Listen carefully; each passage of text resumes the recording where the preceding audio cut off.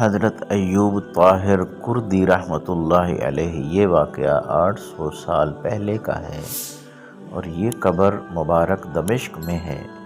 بتایا جاتا ہے کہ علماء کے دو گروہ کا آپس میں کسی مسئلہ پر اختلاف ہو گیا اور وہ فیصلہ کے لیے حضرت ایوب کردی رحمۃ اللہ علیہ کی خدمت میں حاضر ہوئے۔ کردی رحمۃ اللہ علیہ نے کہا کہ میں اس بارے میں کل بتاؤں گا، آپ لوگ میرے پاس آئیں۔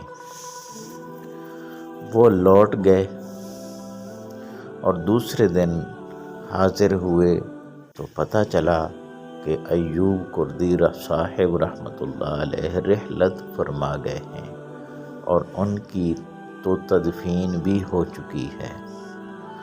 دونوں گروہ قبر پر فاتحہ کے لیے چلے گئے۔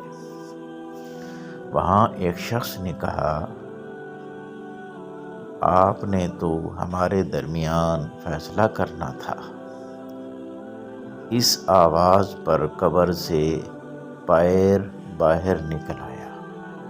علماء کے درمیان مباحثہ نبی کریم صلی اللہ علیہ وسلم کی رحلت کے بعد حیات کا تھا، جس پر ولی اللہ نے بتایا کہ دیکھو، جب غلام کی حیات کا یہ عالم ہے تو آقا کریم صلی اللہ علیہ وسلم کی حیات کیسے ہوگی؟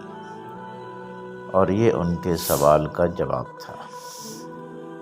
800 سال سے یہ پیر مبارک اسی طرح قبر سے باہر ہے اور اس کے ناخن بھی بڑھتے ہیں، جو کہ محکمہ اوقاف کے ملازم کچھ دن بعد آ کر تراش جاتے ہیں۔ واقعہ کیسے لگا کمنٹ کر کے لازماً بتائیے۔